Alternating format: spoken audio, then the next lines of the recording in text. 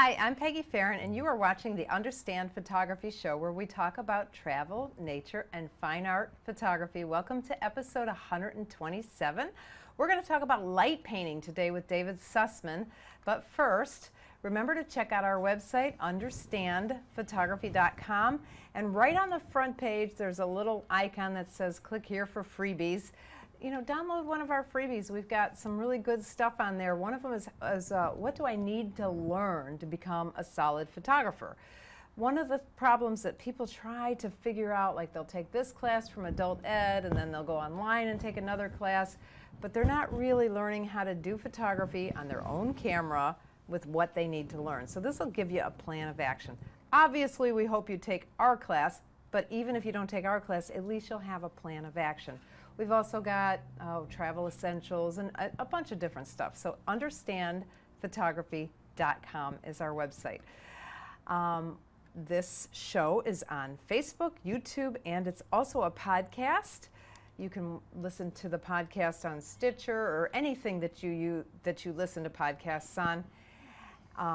But iTunes is the big one, so if you would leave us a review on iTunes, it's so helpful to us. So for today's show, we have David Sussman, and David is a return guest. He was on episode number 13, which was in December of 2016, so it's been a while. Gosh, more than 2 years ago. Anyway, David is a master multimedia digital artist. He is such a good photographer. You have to check his Facebook feed at least. His work has been featured in international publications. He's all over the place. So today we're going to talk about light painting. Welcome. Well, thank you for having me back, Peggy. You're so good. Glad the last to be show, back. Well, in fact, what I say it was episode 13. You guys have yeah, to go back and watch that. That's a long time ago. What was that about? It was just a background, kind of covering all the different things I did to that date in photography, I believe. Been so long ago, I don't remember. I think it was about more commercial photography. It might have been. Because you did a lot of commercial photography. Yep. Amazing work. Industrial commercial work is pride and joy, but boy, heavy in knowledge and stuff. It's a hard area. Commercial photography is a hard area to be in. Very technical. Yeah, you indeed. have to, well, and you are. The stuff you put out was amazing. Now you're semi-retired. I am. And now you're doing fun stuff. I'm doing a lot of fun stuff. I basically work to maintain my camera gear collection, you might say. It helps pay for, gadgets are expensive as all get out, as many of you guys know. And having the top of the line gear, always a bonus, or near, I should say. But it doesn't mean you have to go out and buy this expensive stuff. Once you get a solid understanding of photography, I had one supervisor at one time that told me, Dave, if you had a pinhole camera, you could do amazing things with it. But that's because you have to grasp some of the mechanics. Right. That's why, and I'm a little bit of a fanatic because I took so many photography classes for so many years before I started understanding what was going on. So in our classes, we start everybody out with shooting in the manual mode. Absolutely. Because if you don't get that, you don't get anything. Yep. You're just stuck. These teachers who are teaching everybody to start in Aperture Priority, I just don't agree with that because they don't need learn to know what they're the doing. basics, and that is the mechanics, and the manual will fix that problem. You need to know that there's three things: time, aperture, and ISO. A lot of people go, what's that?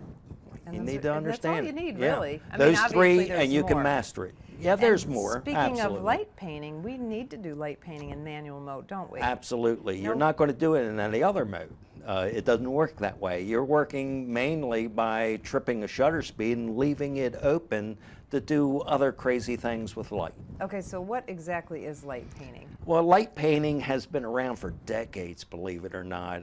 In the industrial world, I used it in the 70s before strobes were even available. And we would go into an environment, well, one, back then especially, you had to be in total darkness. It doesn't work because you're clicking on the shutter on bulb and you're leaving that shutter open while you're taking a light source and you're basically waving it back and forth, building up exposure. But by waving it around and moving while you're doing this, you eliminate shadows, and you're doing an exposure that's building upon itself. Okay, We so would you- use Smith & Victor incandescent lights that were plugged in, and you'd have one person open that shutter. Of course, the camera's on a tripod. You would kind of feel your way as far as what the aperture is. We're using film, so you predetermine what ISO that you would use, back then ASA. Yeah. And trial and error, but eventually you would learn what the aperture and film and so on would be to make this work. That was kind of the beginning. We called it light painting And back then. I have a story about that, because my mentor in photography, her name is Sarah Timmons, and she's a little bit older than I am, and I was mostly a wedding photographer and started studying portraiture. Well, I got this opportunity to, the Inn on Fifth is a fancy hotel here, and the lady who was running it said, hey, I hired this professional photographer and I'm just not happy with the pictures of our gym. And I said, well, let me take a look at it. I looked at it and it was all mirrors and black walls. Oh, wow, yeah. And I thought, I'm not capable of figuring this out. So I called Sarah. I mean, she used to go, do I have to teach you everything? I'm like, yes. Anyway, I called Sarah, what do I do? So we did exactly what you said. She had me standing there keeping the, she had the shutter release cable to keep the shutter completely open. And then she just had this big light. It was a continuous light. Right, It wasn't a strobe. Yeah. And she just wandered around. And because she was moving so quickly, she was blurry, she didn't show up in the pictures. And she lit like all the dark shadows. And the bulb's shielded by the reflector, so it's not pointed towards the camera, so you don't see that light, just as you say. And now you're how do you know slowly how building much- the exposure. How do you know how much light to put on something like that? That is impossible. I mean, that's You just kinda trial and error. guess. You would start in the studio where it was a controlled environment to learn the technique. And we first started, well, it was really a black and white method. You didn't do too much color with that sort of thing. And you go in the darkroom process, and eventually you would learn what worked and what didn't.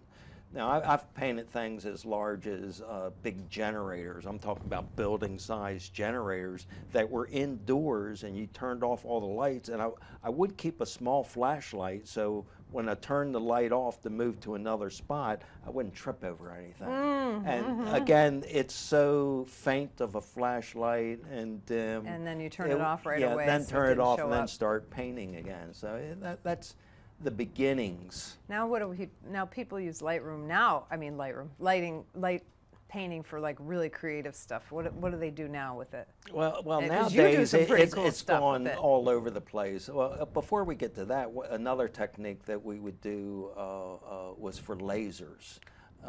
And you would actually take a piece of film or something, and in complete darkness, lasers don't show. It's a very directional beam. And we would place a piece of paper or something and paint back and forth, so you would see just a single dot on the paper, but by moving it back and forth, it would leave a light trail, painting it onto film, and then we would pop off a flash to light up the rest of the environment, and here you would have a laser beam showing within your photograph. And I saw some of your pictures like that before. They were Yeah, amazing. yeah, they might yeah. even be on my website on the show notes because they were so amazing. But it, as you know, has migrated into a really creative environment. So what are some of the things that people do with it now? One of the things you see often is people will take steel wool, tie it on a weighted thing with string, light the steel wool, and start swinging around in circles, and it flares out all over the place, and it leaves some creative. We do that. We do that in 2 of our workshops. Yeah. We do in June. I have a ladies only workshop for Naples, Florida. So it's limited to just 3 ladies, and I don't have anybody taking that's it yet. cool.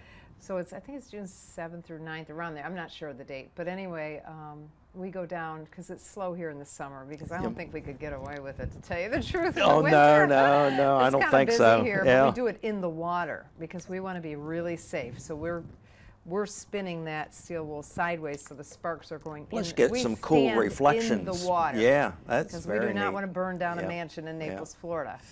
But we also do it, well, we haven't done the St. Croix trip for a little while, but we always did it in St. Croix too. It's so much fun. Well, people also use the sparkler method, which where you take a fireworks sparkler, you light it, shutter opens up, and you would have a person paint their name or something like that, and with the right exposure, you would actually see this sparkler effect that would, or you outline do a that at person. weddings, Yeah, yeah. exactly. But it still has migrated into some specialized tools you can buy on the web. If you look up on the web, I think they call it light paint brushes. You'll find a couple companies that make fiber optic strings and whatnot that just light at the end of the string, and it hooks up to a flashlight. And you wave that around, and it makes stringy, different kinds of effects. I've seen that. They do it a lot, like behind models a lot, where it looks like Right, a circle, yeah, and and- there's a model in the foreground, and they might pop an off-camera flash on her Right, face to yep, make her face yep, come out. yep. Is that what you're talking Yeah, about? exactly. That and looks really cool. I've you, never you done can that. also have these paddles, I'm going to call them, that are in different shapes that are plexiglass that hook to your flashlight. And the same sort of thing. Plexiglass will conduct light just to the edges. So the edges are the only thing that show. When you're looking at it, the plexiglass itself, even though the light's shining through this, you don't see it. It goes right through it. You just see these edges. So you can hook this up to a strobo type flashlight. They're the ones that are security flashlights they sell for various things. And they start popping off real quick. And now that you have it on this paddle, you can wave that around, and it leaves this pattern effect going around a model and so forth. And you get people that'll start doing very creative graphic photography. Some people with, can like draw pictures, and yeah, I've I'm seen trying to, that. like, I can barely write, because if you write, you have to write backwards. And some people are so good at that. I'm not good at that. I've seen people paint dinosaurs and things I've of seen that pictures nature. like that. I've never seen anybody actually do that, I've never though. seen anybody do it either. That just and I've read that somebody did by putting strings and wires so they could actually trace that, so it would help them paint those objects. sounds hard. Yeah, it sounds like a lot of work to me, more than I'm So willing if to I'm do. a beginner and I want to get started, what do I need? Well, What would be let's- a good subject to start with? We'll start with the equipment, because first thing you have to realize is you have to have a tripod. Yeah, a good tripod. A good tripod, one that's sturdy. You go to get a Walmart special, it's probably not going to work unless you got a very lightweight camera for a DSLR full frame. It's not going to. It's not going You need to to make buy it these. happen. That's No. what we're all learning. The longer you get into photography, the more expensive your tripod Yeah, gets. and of course a shutter cable. So And a cable release, and the purpose right. of that is to trigger the camera, and why can't you you just have hit to your have a shutter? camera that has bulb setting, why can't you just hit your shutter because button? it's going to shake. When you hit the camera, it's going to shake it. Right, So you and need that cable. anything that you want sharp may not be sharp. Now, there's some people that are able to do that. I wouldn't advise it, not getting into it. And now my advice on the cable is I like a cable. Because Yes. you know what we do? Because we teach a lot of classes and we do a lot of workshops and we travel with people, and they come with these remote shutter releases, and we spend all the time trying to get that damn Troubleshooting. thing to work. And Yes. they spend $50 on it. The cable costs what, $8? Yep. And it works every time. Yep. So those are your three. Okay, so you need a good tripod. Yes. You need a camera that will be set in bulb. Right. Because some of what you could Which do is a it, manual setting, by the way. but you can do a You- 30-second exposure. Yes, you can. So if you don't have bulb, you I still prefer can not. do it. If you're using a 30-second exposure and you finish whatever painting you are in 10, well, you got another 20 seconds of ambient light flooding into that camera you may or may not want.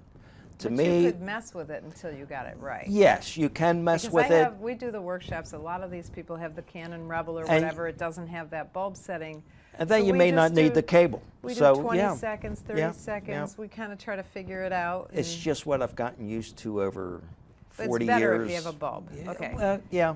Good tripod, camera that shoots in manual more Yeah. than anything, and the shutter release cable. And of course, you need some kind of light source. Now, that could be many things. That can be many things. One of the things I have started using is, I think it's Nightcore flashlight that is brilliant. I mean, this thing will light up a mile.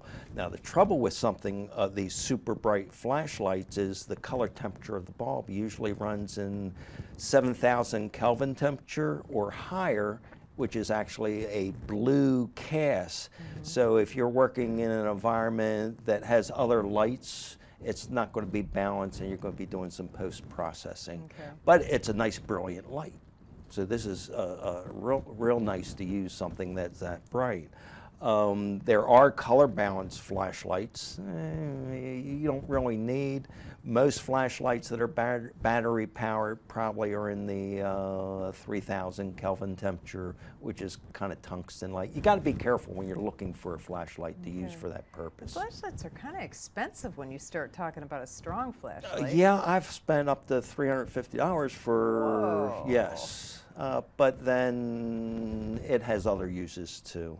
And like I said, you might want to get a flashlight that has this security feature, which is a strobo effect, meant to, you know, if some burglar or whatever came at you, supposedly you shine it in their face and it strobes and it scares them, which that's how they sell it. No.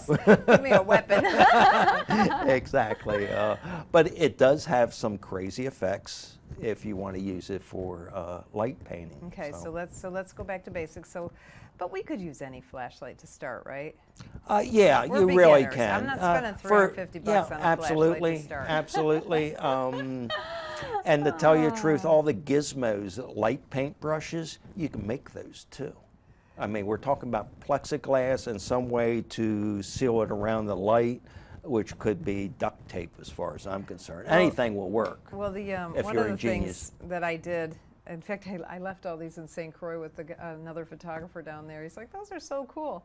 I got them at Home Depot. They were like, I don't know, $3 each, and they came in different, they did, you know, you pressed one button, it turned blue, red, and they had a little, I don't know, there was a little more to them. So we were playing around, trying to Very write cool letters having multiple colors, it because was- now you get a lot more creative. yes. Absolutely, that's It was very really nice fun. gizmo. So you can use anything. So all right, we're back to the beginning. What was our subject? We have to come up with a subject for our beginning, because we're teaching now. So we're Okay. teaching a beginner. Back to the beginner. We need a good subject. What kind of subject would you do? Well, portraits is always one thing that you can get real creative with, because you can take the flashlight and you're basically wearing black or to minimize how much is reflecting, because you're going to be actually standing with that person. And this might be a little complicated for somebody doing that, and it's basically you're painting some kind of words, whatever, tracing the model. You step out, you pop off a flash, so you have to have a flash. That would be your main light, and so you would get your letters or pattern, whatever it is, by flashlight. Your strobe triggers, and it lights up the person. Hopefully, you're in an environment that has a little bit of distance, so that strobe doesn't light up the background as well, unless you start getting into some light modifiers, and that's past beginners again. Yeah, you've already passed the beginner, because our beginners don't use off-camera lighting. In fact, if you want to go on my Facebook page, facebook.com/Avantgarde Images. Nobody can spell Avantgarde Images, but it's AVANTGARDE Images. The little thumbnail picture was, I did exactly what you just said at a wedding. Yeah. And so it was very dark in the background, and I had one of the of course these were friends of my son, so I could boss him around, you know. So I had those flashlights with me, so I had the red flashlight, and I had him draw a heart around the bride and groom while they were kissing, and they had to hold very still because I had the shutter open for a long time, and then I popped the off-camera flash to light them.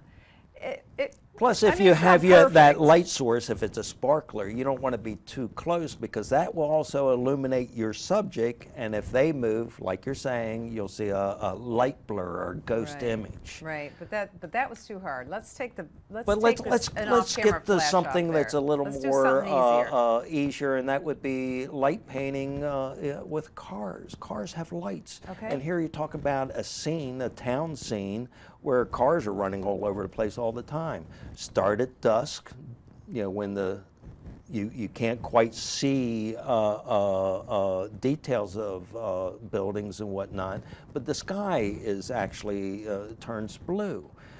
Camera not on dark. tripod. Okay. Shoot a long exposure. We'll say ISO 200, f8, and as cars are traveling through, pop that shutter. Go for maybe 15 seconds. The sky's going to be this real pretty blue. You're going to see streaking car lights, the tail lights. You don't want to be facing the bright side, but you want the tail light side, and that's a light painting Now in a sense we too. do that in the ladies' photo tour that I do in There you go, Naples. yeah. Let me give advice on that I learned, because I started doing that and I'm like, mine doesn't look good. And then I realized we need to be low to the ground. Yes. So we put our yes. tripods. It's so funny because we sit there and Well, there are the- four of us sitting on the curb and everybody walks, because we do it on Fifth Avenue. Everybody's looking at us like, what are you doing? But if you're a pre-planner like I am, one of the things you can do is don't rely on somebody else's car. Go to some parking lot where you control the environment, one that might not be as well lit, and you have somebody drive the car for you without the Whoa. headlights on. Now you have this brilliant red lights running through the scene, and I've gone as far as with a building, had all their rooms turned on so the windows would be lit up, and then you see this real graphic red trail going through. That I think that picture is on my website because it's one of my favorite pictures of yours. You have like an S curve of Yeah. the taillights, and you have all the windows. But that's That a little is little such an pre-planning amazing will take picture. you a long ways. But as a suggestion to get into this, start practicing with town scenics. Low view is great, or post-processing can take care of that too. Dodging and burning for the ambient light that might be coming up from headlights on the pavement. All right, so you say ISO 200 f8, and then you said about 15 seconds will Yeah, give you. that's at dusk. If it's at dark, when the sky is completely, you can expand that to even longer. And the cars are going to disappear. You're just going to get the. Yeah, street you just lights. see, and every once in a while you might have a pedestrian that's walking into the scene, but here you have this ghost-like blur that sometimes adds cool. to the Yeah. composition. You never know what you're going to get when you do it. We do. I do. Don't get frustrated. Play with it. Enjoy. Yeah, I also do a ladies' photo trip to Mount Dora, Florida. And if you have you been there? You probably No, have. I don't oh my think so. gosh, you who No. explores all the time, you will love Mount Dora. Oh, I have It to is look such into a nice that. little Yeah. town. Anyway, they have this beautiful old building built in like 1900 or something. It's gorgeous. And we always do ghosts in front of that building. Yeah. We pose and we run out of the so we're ghosts, in front of this, because it's just the coolest building. They light the building up because it's a Masonic temple now. Yeah. It was somebody's Yeah, home at yeah. some point, Oh, but now nice, it's a nice, Masonic temple. nice. So they light it up, and it's the most beautiful building. It's got tin roof, but like very ornate. Right. Right. But Mount Dora is just an old-fashioned Victorian buildings, towns, but it's on a lake too. Nice, Oh, nice, it's yeah. oh, I love Mount Dora. So we've been doing a ladies-only tour there for 6, 7, 8 years. I don't even know, a long time. We don't do it every year anymore. I used to do it every year. Now I do it kind of every other year because I'm getting too busy. But another light painting environment that's easy to do is fireworks, if you think about it. Most people point a camera, they're hand holding, and they go click, and you don't see all the streaks that are happening from fireworks. Yeah. Again, you're on a tripod, you got a shutter cable or however, long exposure, ISO 200, now I think it's f11, and let it stay. Fireworks aren't done until it's totally dark. Right. Click that shutter, just let that image build. One firework, another one goes off. I've had them build to the extent that it looks like some crazy finale that you never get. And there's also the image stacking, which I'm sure we'll get into later with that kind All of right, thing. let me talk about fireworks. So, okay, I have two questions. When you talk about just leaving the shutter open, sometimes you're going to overexpose. So what do? Do you just look at the back of the camera and say, oh, I think I overexposed it? Yes. Well, and this is light streaks. An overexposure, is this really bad? The only time overexposure bothers me is there's a lot of smoke that happens from fireworks, and that can start building in. And the way to get around that is shorten your exposures, and if you want multiple fireworks, you do a technique, post-processing image stacking, which isn't going to show the smoke as much. Okay. Now, when you're doing fireworks, do you, because I'm still a working photographer, I am always working when the fireworks go off here. And I work in a fancy place, so I see the fireworks because it's, I work at this, you know, I do all the photographs for this, a beach club, and it's very, very exclusive beach club. So it's right there, they have the fireworks and everything. But I can't take a tripod and things like that. So I've never really shot the fireworks because I'm always working. But would you need like a gimbal head? Wouldn't it be hard to get the position because they come up so quickly? No, I don't believe that, but just hearing the idea that you can't use a tripod, well, you can shorten exposure. How long does a single firework take to go off? And it's really just the burst that you need, and that burst happens in 3 seconds maybe. You could probably prop the camera against... I'm at the beach. Well, they prop it in the sand.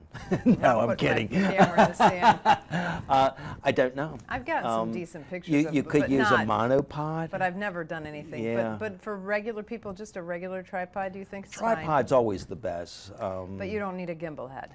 No. How do you know where the thing well, is going to shoot okay. off? Well, one, I like using super wide angle lenses. Okay, so that, and you're shooting wide I'm and then shooting cropping later. Great, yeah. Okay. And I prefer the zoom super wides. On my full frame camera, I think I have something that goes 14 to 35. Okay. So that gives me that range. After the first one goes off, I have a zoom so I can make a quick adjustment. Okay. And do you manually focus? No, I just set it on Affinity. Oh, set it on Infinity? Yeah, I mean, you got a super wide, you can talk about great depth of field anyway. Now, if somebody doesn't know what that is, how do you set your lens on Infinity? There's a focusing ring. One, you turn automatic focusing off. So you put it in Yeah. or MF on a for the lens, Nikon, yeah. I think it says MF. Yeah. Okay. And then on, I never even thought about this, people not realizing you can Well, manually I focus teach a lot your... of beginners, so I want to make sure they understand. So you want to put your lens in the manual focus. That's not your camera. Your camera's already in manual. If you look on your lens, there's this tiny little switch that has M, and I think it's AF, autofocus and manual. You just flip. And then on the where it has the numbers, you're going to dial it to the little, like, it looks like kind of like a little circly 8, right, the infinity sign. Exactly. And then it's going to, and what's the purpose of Infinity? Well, it guarantees anything beyond 50 feet is going to be sharp. Okay, so you're probably farther away than 50 feet of fireworks. Most likely. I've never been closer. So, okay. But there. All right. All right, so let's talk about light painting something big. Like, okay, so let's say that you get this big opportunity to go photograph, I don't know, let's say barns in Maine or Vermont. I don't know. I don't know where the barns are. I'll tell you the Ohio. Where are the barns? The biggest topic I've ever light painted has been basically, I would say it was 2 city blocks of buildings. And the way I handled that was, it was a 2-person assignment. One person managed the camera, the other person managed the lights. And I was using 1200 watt second flash, portable flash, and I would say on the radio, open the shutter, and actually the shutter's tied open. We would have a dark slide that we would open and close for each flash. I would say open shutter, pop, close shutter. I'd walk 25 feet, open shutter, pop, close shutter. And it was basically 2 city blocks. All right. that's fascinating to me, but you're talking so far over my audience head at this point. We got to keep it where my audience you is. want to light something. So let's light a barn. There's barns all over the place, right? Except here in Florida. Well, what kind of, well, let me say this. What kind of light source would you want to do it with? Well, I'm asking you. Okay, well, that's a big difference. So would I need a big flashlight? If I want to have, let's say I want the stars to come out behind the barn. A barn's getting big, but it can be done. You would want to go to something that's a whole lot more powerful, like I mentioned in the beginning, because you're going to have to move that flash. Flashlights are generally a spotlight, so it makes it very difficult. So you need a good flashlight if you're going to do a barn. You need a good flashlight. And or two. Could you use two? Absolutely. Because that way, could you buy one? It becomes more difficult because of something the size of a barn and you're painting with a flashlight. How do you make sure you go over without too many overlapping or mist? How do you make sure? That is trial and error. The great thing is you got an LCD. Try one, that didn't work. Try another. You're probably going to do it at least half a dozen times to get something. When you say you got an LCD, you mean look at the back of the camera and see how you did? See how you're doing. There's no other way to doing that with a flashlight. That's when I get into, I would use a flash, and that doesn't mean one shot. It means walking around that barn going pop, pop. So you would use a flash, you wouldn't use a flashlight. I would not try to do it with a flashlight. So if you just had a regular flashlight, what's the biggest thing that you think you could do light painting on, well, like I'm talking about right here? Well, not streaking lights, not just lighting you something? can use it as a fill, if you will. I've actually did a pavilion where the yard had to be lit up, and that wasn't the main topic, so I used this fairly strong flashlight to wave around into the grass, and it didn't matter whether or not it was perfect. It was just a additional element to the composition. What about a car? What if you had a cool car and you took it out to Still a spotlight. Okay, here we are. It's still a spotlight, though. You can't do it evenly, though, you don't think? No, I don't believe so. I don't believe so. Now, if you're fortunate to have electricity, get an old Smith & Victor light. These are very broad lights, and then you can be successful, but not with a flashlight. You don't think you can do it evenly with a flashlight? I don't think so. Okay, well, that's good for me to know. See, I didn't know that. You probably spend $30 for a Smith & Victor off of eBay. But you have to plug it in. You'd have to plug it in, but and how many people? I don't have my old big battery. Like, remember? I'm sure you know. When I used to use my studio lights on location, I had this car battery practically. I had to carry around. Yeah. Well, now some cars have inverters, though.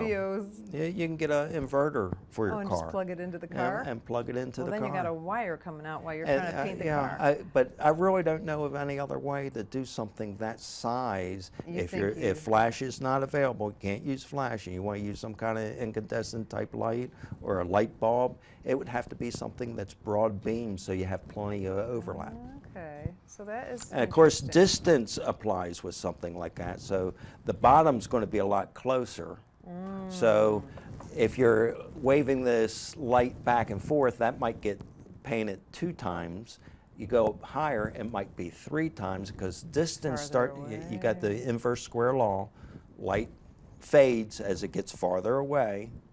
So you'd have to, but again, in your LCD, you should be able to tell what's going on to some extent. That's awesome. So if I do want to do this barn, I need strobes.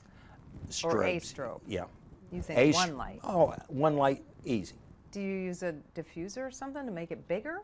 No, you don't want to use like that. An umbrella or something? The average strobe will throw out a 30-degree pattern or something like that for 50-millimeter lens. And some will allow you to dial in, whether it's zoom, just pull it back. Don't use any diffuser. Could you use a regular speed light, or that wouldn't be enough? Yeah, speed light would do it. Now, would you put that little, that little thing that flips over the top that broadens it widens? Nope. Nope. Definitely not. Definitely not. No, I told you no. Listen to me. Yes, it can be done. The only thing, if you're using a strobe, fresh batteries are important. You don't want to have a 15-second recharging strobe, right? Yeah. Unless you got another person to be able to, because ambient light wherever you're at is always going to be an issue to some degree. So if I wanted to do a barn, I'm back to my barn. She's got to I do a love barn. barns, but I don't even A know barn where could a be barn super is in cool. all of Florida. Well, I'm sure there must be barns in Florida, but you don't see them. Yeah. Or you don't see good-looking ones anyway. You see like tin I knew ones. of one, but it got blew away by a hurricane, so that's gone. Yeah.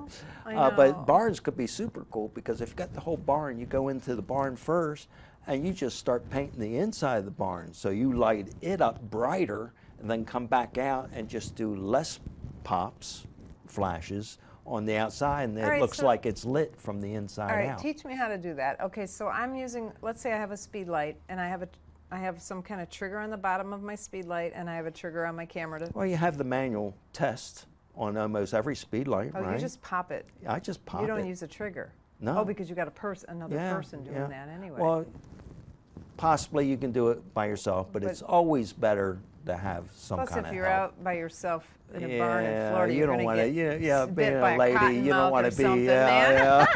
Die in that barn. Okay, so you're just using that little test button on the strobe. That's all you're doing. Yep, and because let's face it, you're going to use that strobe in manual mode anyway. How strong do you put it? Like full blast? Full blast. So full blast. It's over 1/1. Strong batteries. Yeah. So you're popping it, what, 4 times inside? Inside, it'd probably be 6 times, roughly. Times inside. Then come out, outside. and depending if you just want one side, I would do half that. So the inside's going to be real bright. Six pops. So outside it might be 3.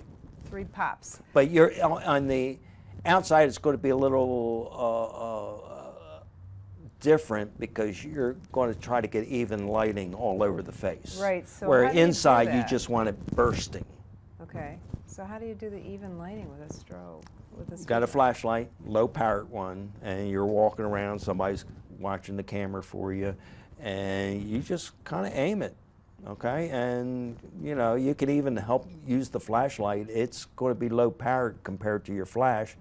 Point it down, or I just put it against my side so I don't have to worry about turning the flashlight on and off. I go pop, move to your next location. You're using the flashlight to help move around, do the same thing, pop it off. Okay. And then you're going to raise it. It's a little trial and error. It sounds difficult. It's not. I want to do, is there a barn, do you know? Well, you don't live around here. You know the barn picture I'm thinking of, and it's probably in Washington or, you know, like the Palouse or someplace, but they have these beautiful barn, and then they've got the stars behind them. So you know it has to be really dark in order to get those stars to be so bright. The pavilion I was talking about, I did exactly that. Okay, it was one of those, it was a 15-second exposure, ISO out of this world, like 1600, and I had to worry about the lights coming from the pavilion, but they were mostly inside shining down, and then the flashlight to burn in the grass. I don't know if I sent you that sample or not. Really bizarro, because here you had the Milky Way coming on down to the pavilion with the gray. They tore that pavilion down, by the way. Oh, where was that? Punta Gorda, across the bridge. Sunseekers, I believe, bought out the property and now turning it into condos and stuff. We need more condos in Florida, man. Apparently we don't have enough, do we? But all right, what about, how do you create light streaking through an image? Is that what we talked about, streaking lights? That's one of Heather's questions, and I'm... streaking lights through it, well, what kind of lights do you want to streak through it? We mentioned if you want to use run through it with a flashlight, run through like a doorway and out or something like that? Yeah, you could do that. Well, one of the crazy things I did in my garage. Okay, here I have a garage with a room next to it, and the room next to it was my old office. I think I might have sent you that. And I had the lights on full, pulled the door to that room closed. Okay. So here we have a room that's lit, but you can't see because the door is closed. Okay. I have one of these light painting brushes, and I'm just calmly walking through, waving this brush until I get to the door, and I stick my head over, and I open the door and close it, just like that. And I got this ghost-like effect. But you see this person, and here's And it's you? Yes, and it's me, and here's this brightly lit room, and it's like, it's one of those oddball. Oh, it was fun to cool. do. You have I that could. picture? Can you send that picture? Sure, to us? We'll sure. put that in I the show can. notes. That sounds really cool. It's bizarre. It's very. It was just one of those. What the heck? I don't have anything to do for the moment. Pictures. You are so creative. Your brain is just so brilliant. It's I'll tell broken. Gosh. So, all right, so let's go back to our beginners. So for beginners, we're going to be, and if they can use an off-camera flash, which anybody can, it's just sometimes people are a little intimidated by it, so I don't like to. And I'm like a flash fanatic, don't get me wrong. I love flash, but I've never done light painting with flash. Oh, it's never. Again, this comes from my industrial days, working for a research company, where you would go somewhere where they had to see something that's rather large, and you can't bring studio to that environment, which, wow, that was a lot of work anyway. Yeah. And you just say, turn out all the lights. And I come in there with a flash, go pop, pop, pop, pop, pop, so pop, cool. pop, pop, pop. And you have a hot spot with every flash, right? Right. For the most part, there's a hot spot. And you just got to make sure, and what are the chances anyway that that flash is going to end exactly on the same spot? Success rate for me was, I would say 95%. Wow. For somebody beginning, I think you could learn it pretty quickly. I really do. Back then, it was on film. I had to process to see what I had, and it's like, tough, oh man. no, hey buddy, I got to come back down to your lab, kind of thing, you know. So you learned it quickly, but the LCD, you look at it. I know, I love that. Oh, got digital. How much post-processing is there involved? Well, it's one of this, two of that. It depends on how complicated of a scene you're doing. The scene I mentioned with the Milky Way, a lot.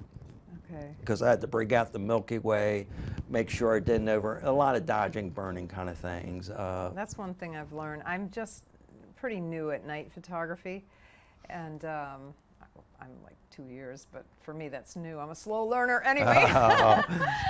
But I thought these people were getting these amazing pictures, and they're not. Everybody, you have a lot of post-processing to get that Milky Way to look like it does in all those pictures. For Milky Ways, absolutely, I was big thought, time. How do these people do this? You know, It looks like a fogged image, the original Milky Way. And but you can't even see it with your eye like we see in those beautiful pictures. Yeah. So, all right, so there is post-processing depending on how, but you don't even need to post, like you did it in film. Yeah. And that picture that I have with the heart, with Derek and Nicole, with the wedding picture, I did almost no post-processing. Exactly. On that. I mean, this kind of work, you really need to pre-visualize and think about what it is you're doing. Keep it fairly simple when you're getting into it, and you'll find that it's simpler than you believe. The image I mentioned about me waving this light and opening the door. That took me forever. Okay, I must admit that, because I didn't know how long to leave this door open. I didn't do a light meter. It came to the point where I knew, you know, boom, real fast. real fast.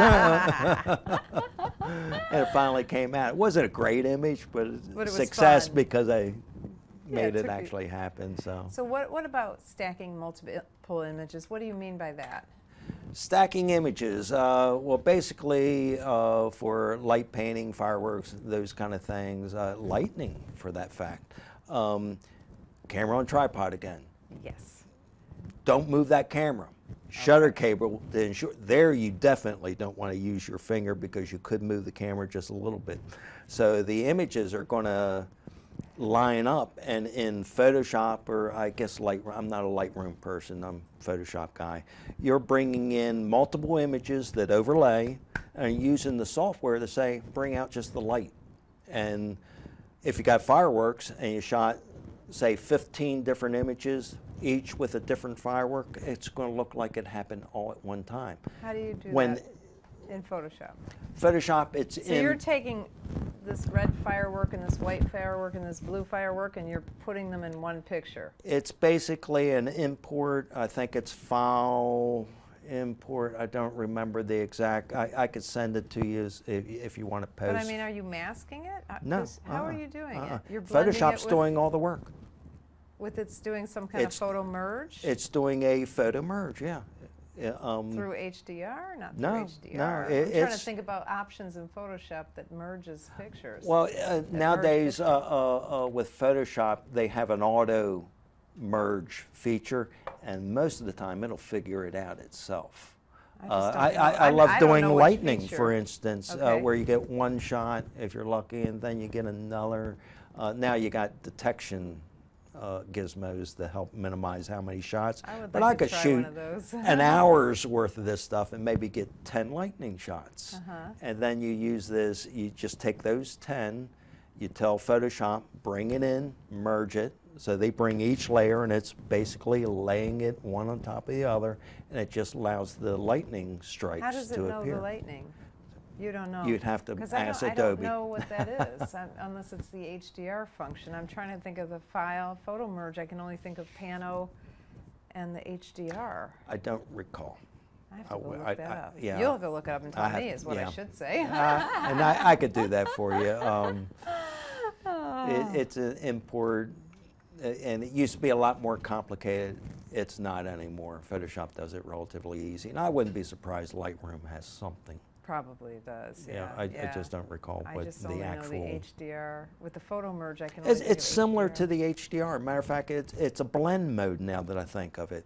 There's an auto blend mode where you can either do a panoramic, if you got where you shot image and you're panning the camera, or there's a merge, but you can leave it on automatic. There's like 6 different things you can select from, or you can leave it on auto and it'll figure it out for you. All right. Software is becoming so easy to do things. All right, so for those of us, those people who are listening or watching the show, you're going to have to check the show notes out because we're going to put the exact feature in there. I'm afraid so. I'll have to send you on that one.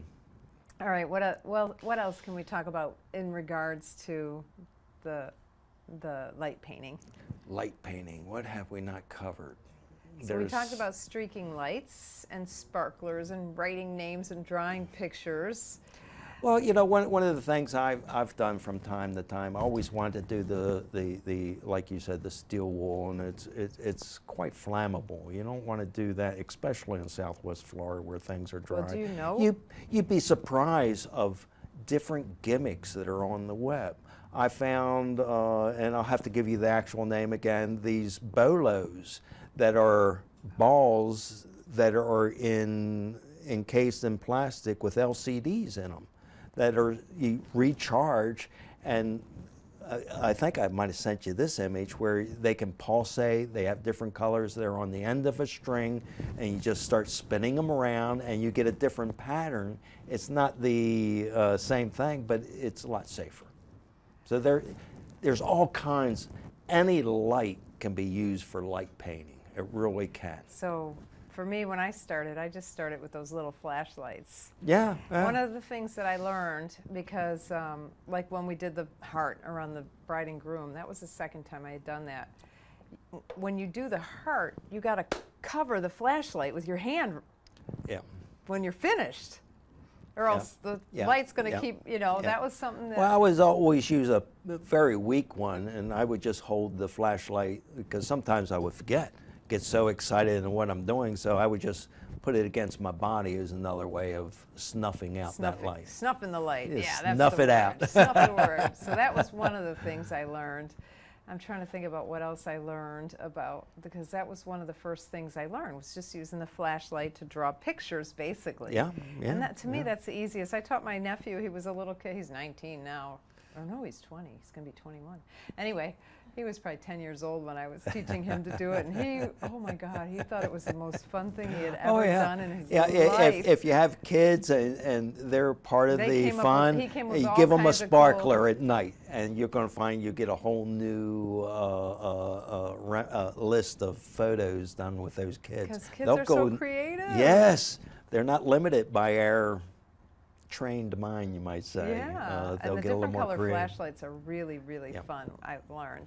I'm not good at drawing pictures, is the other thing I learned, but we outlined people, we did all kinds of cool things. Well, but you can also be thinking about take that same flashlight and get a plexiglass rod or something like that and seal it to the light. Now you got a light wand. I That would as you really move like it to try around, that. you're actually leaving a swath as long as the. I've seen some amazing I actually did pictures on a the Star internet. Wars mimic kind of thing with when the just Like a lightsaber? yeah, a lightsaber type gimmick, just to play with it to see what it would do. It was corny, but still, you know, is. Hey, don't I got my same mine wasn't for light painting though. Mine was I think it's a blog article. I don't know if it's a blog article if I just taught it as a class. Well, it wasn't a class, it was a talk that I was doing at the camera clubs and things, but it was on the multiple exposure or multiple option on your flash. Oh yeah, yeah. So I had my saber, Yeah, and I yeah, put myself yeah. in 3 different. Yeah, so yeah. I came up 3 times in one picture with my lightsaber, you know. But whenever I put that class together, Star Wars had like the latest movie had just come out, you know. Yeah. So they had lightsabers all over. You could get them at the dollar store, you know. Not anymore. They need to come up with. Well, now they they got an electronic one that actually makes the sound effects Oh, it too. does? It goes vroom, vroom with the Oh, light and all. my God. Can't imagine what it costs, but I have seen that. It's probably not. You know, who knows? Yeah. I remember my nephew with the Power Rangers, and he had the gloves that. That was so cute. I couldn't believe it. Jeez. All right. So, any other tips to make our pictures really stand out if we're doing this type of work? Like even processing or anything like that. Well, post-processing, it can really be a savior. It can. I mean, let's face it. You know, during film days, we all learned how to burn and dodge. Again, I'm sorry I can't speak to Lightroom, but Photoshop is wonderful for doing that kind of thing.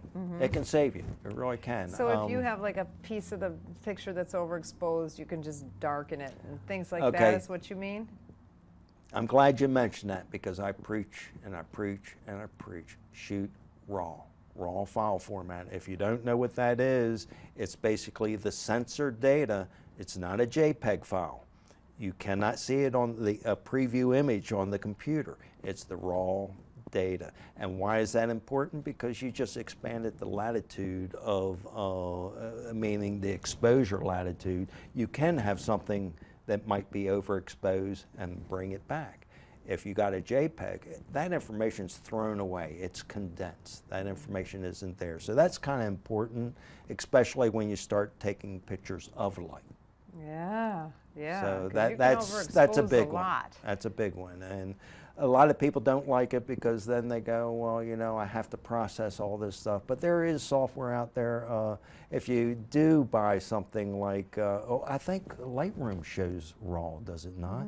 So Lightroom. you do have the preview there. But on the computer, maybe Macintosh does. I don't know about Well, Mac what anymore. I tell people to get, if you're a hobbyist, I recommend Photoshop Elements. Yeah. You can buy it Yeah. one time and leave it until it won't work anymore, which probably is 5 years nowadays. Maybe, Yeah. maybe not. Maybe it's longer, but I think but the computers keep advancing so that your old software doesn't work anymore. But you could probably it's about $80 to $100, and it's user friendly Yeah. compared to regular Photoshop. Right. I mean, Yep. you and I know Photoshop very well, Yep. but you know, Photoshop has a learning curve. Where Yeah. Photoshop Yeah, it Elements does. is much easier It to does. use. It's less money, Yeah. and it'll do anything a photographer really needs. You Yeah. really don't need Yep. Photoshop. It's just that now it comes with the package with Lightroom, so we all use it. It's $10 a month, no big deal. But if you don't want that kind of learning curve, just get the Elements. And that will process your RAW files and show you the RAW files and Yeah. all that kind of stuff. And it's not hard to process RAW files. No, it's But it just, is another step. Yes, it It's is just another more step. work. And that's what. But there's way here again. We're talking to a different audience. There is ways of doing batch processing where you copy all the settings. in something like Adobe Bridge, and you Well, paste. Lightroom, that was one of the reasons everybody started jumping onto the Lightroom bandwagon. My problem with Lightroom is I bought Lightroom when it was nothing more than a catalog software. It wasn't meant to do these Photoshop-like things in a more automated, and it's become too complicated for me because I haven't followed it. Well, it's when I can open Photoshop and know where to go to. I find Lightroom the most difficult software I've ever had to learn. Really? I Wow. still think that about it. Really? Okay, you're with me then. And I've been using it. yeah. I use it, and I'm saying that. So, and Joe, you know, he does a lot of, Joe and Brian, they do our private lessons, most Yeah. of them, and they're like, well, don't complain, because that's what all our private lessons, I mean, not all of them, but most of them Yeah. are just Lightroom. Yeah, Lightroom, yeah, Lightroom, yeah. Lightroom. It's hard. I lost my pictures. Where'd they go, you know? See, well, Photoshop's And the people always who been. don't use it much, they're like, well, I found it so easy. That's, Oh, well, really? just Yeah. wait. Yeah. Now, what projects are coming up for you next? What I'm working on nowadays is I'm starting to build my own camera trap. Okay. Oh. People go, some people will go, what's a camera trap? It's basically I'm taking a professional camera and closing it in a Pelican case, and I'm cutting out a hole which I will reseal with a UV filter so I can put my camera in it. Now, once I have my camera in this, I'm going to take it out into the wild, anchor it somewhere, and it will also be attached to a motion sensor, and I'll have studio lights out in the wild that'll also be rain protected and whatnot. And it takes a little research, but my goal is to capture wildlife in a portrait-like environment in the wild. Nice. Well, you should watch. We had a show recently with Andrew West. Okay, All about camera traps. Yeah. And we'll put the episode number in the show notes because I don't remember it. But it wasn't too long ago, you know, within a month or two ago. So it was really interesting. And then, of course, I follow him on Facebook, and he has gotten some really good pictures. Yeah, it allows you to eliminate waiting for that perfect shot.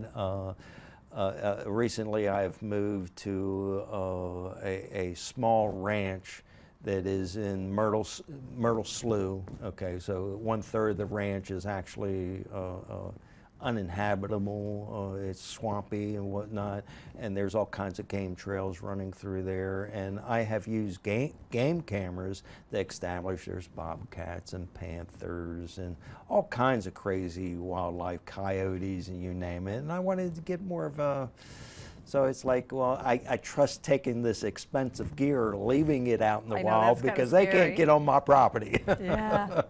So that's where I'm headed, though, right now. How fun. It will be. I'll have to have you back on after you get that going and talk about that again. All right, and do you have a website? Or? Yes, I've got 2 places you can follow me. I've got my commercial site, which is dwsussman.com. That's dwsussman.com. You'll see some of my professional things I've been doing for years, as well as some newer projects, some commercial projects.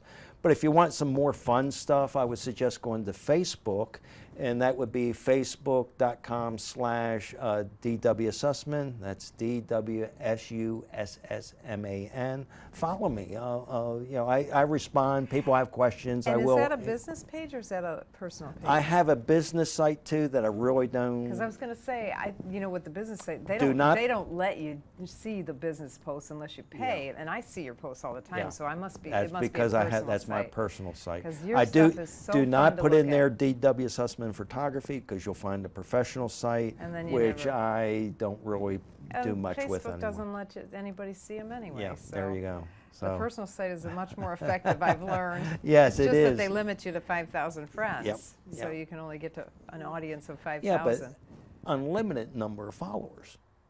Oh well. I You don't didn't know have to that. be a friend. Once you go to the site, you can just say, I want to follow Dave, and you'll see my posts. Oh, I did not know that. See, Yep. I'm learning now. Yep. So, all right, dwsussman.com or facebook.com/dwsussman. Thanks for being on the show again. Glad Number to be 2. here. Yay! Glad to be back as always, yes. I'm Peggy Farron. Thank you so much for watching the Understand Photography Show. Watch us on YouTube, Facebook, or listen to us as a podcast. UnderstandPhotography.com is our website. You'll find the show notes there. Thank you for watching. Get up!